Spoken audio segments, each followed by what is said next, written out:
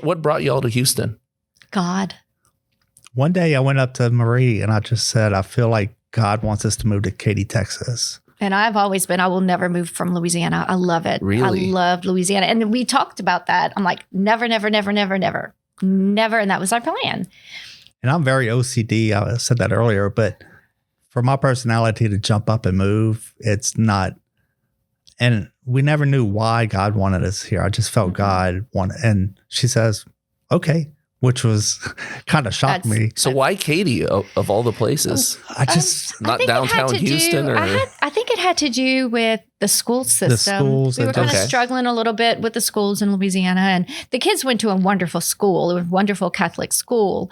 However, our kids had a few little issues that the smaller school couldn't really address, but it wasn't something we couldn't have found outside of the school. Okay. And I think it just started getting him thinking.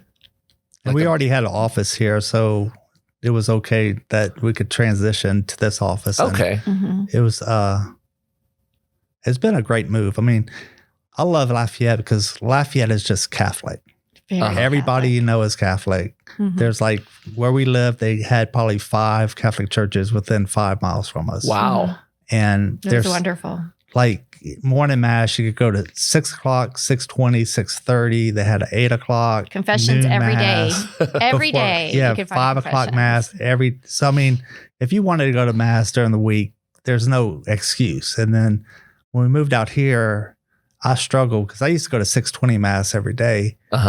And they just didn't have anything. And, you know, and we just never could find a good fit until St. Faustina came. And, you know, just like our holy days, how many masses we have, that's how Lafayette was. But other churches around here, they might have one mass for Holy Day of Obligation. And it's like, if you really want people to go, you can't expect when you normally have 5 masses on weekends to have one mass and, you know, welcome everybody. And, you know, I think that's one thing with St. Faustina. Father Dat really, he wants holy days and he, you know, he wants to do everything. Yes. To get more people here and to make it more, right, convenient for people as well. And the opportunities for confession were very slim before St. Faustina. You either had to go on a certain day of the week or you had to make an appointment. Yes. And it was so difficult for us because we could go to confession whenever.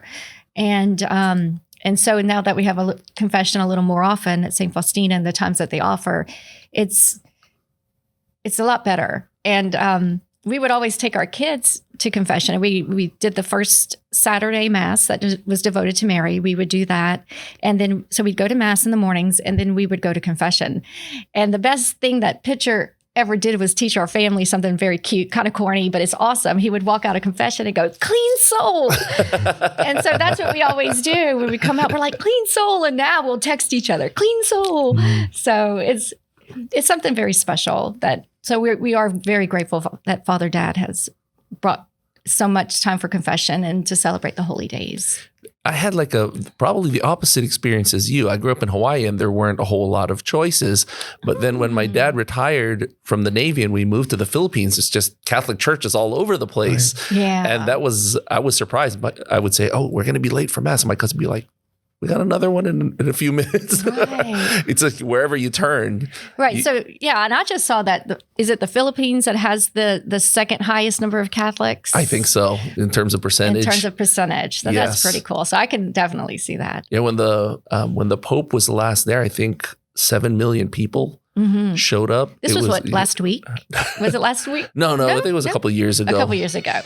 Because I know he just recently celebrated, was it several hundred years or I don't know.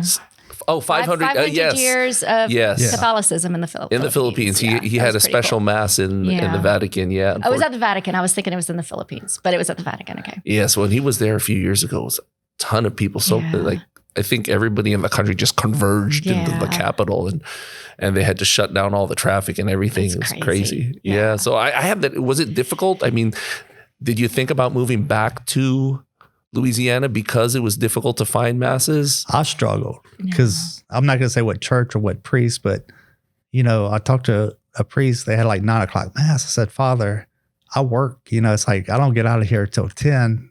I won't get to the office till 10:30.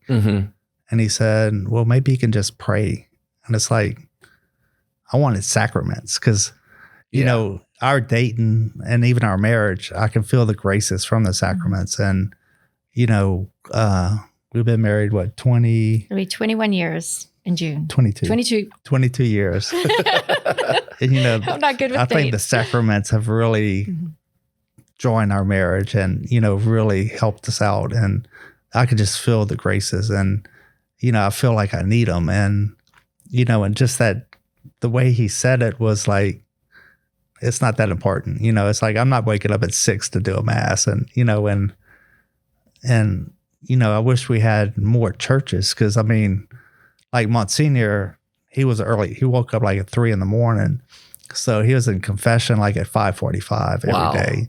And then we had mass at 6:20. And, you know, it was easy to, I'm a morning person, so it was easy for me to get to confession every week, every other week. But boy, did he need to go to confession that often.